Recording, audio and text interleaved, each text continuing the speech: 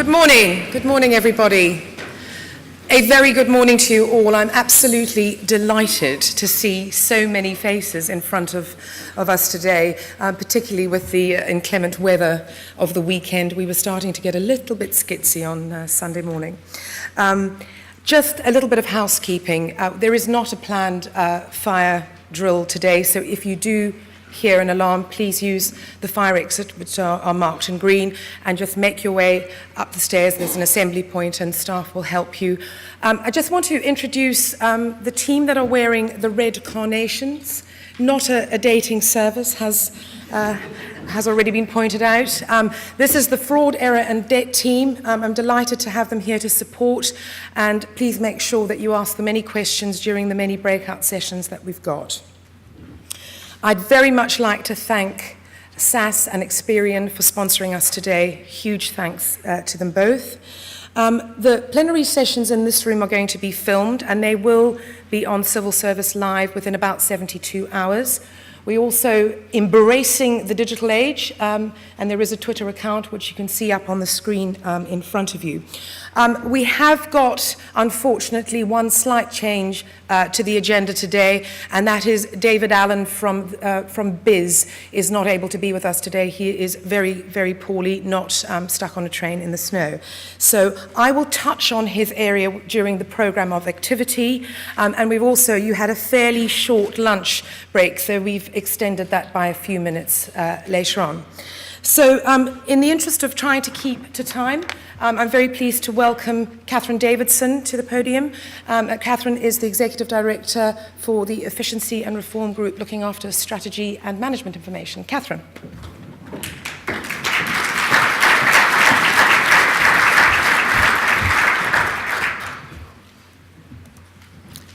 Thank you, Leslie, for the introduction. And I'd just like to add to Leslie's comments, it's exciting and so encouraging to have such a great turnout today for a piece of the government's agenda that is critical and gaining importance as time goes on.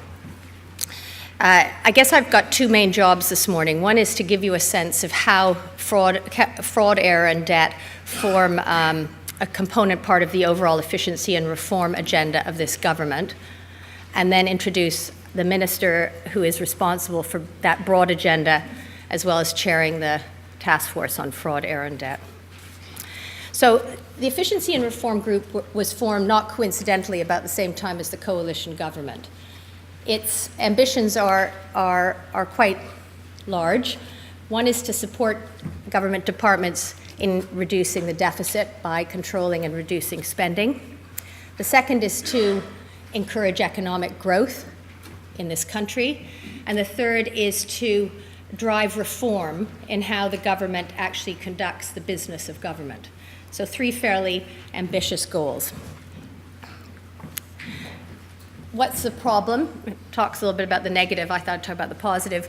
We have a sluggish economy, and the picture here, which is very small, and you don't really need to worry about the small print, the green line at the bottom shows our receipts, and the black line shows our expenditures. I'm not an economist, but I can see that there's a large gap, and our job over the next several years is to try to close that gap to bring the budget back into line. The Efficiency and Reform Group had as its basic underlying premise the idea that historically spending was cut by department within departments, and that the government had not taken advantage of opportunities to cut spending by thinking more ambitiously about aggregation and harnessing the great economies of scale that are at their disposal.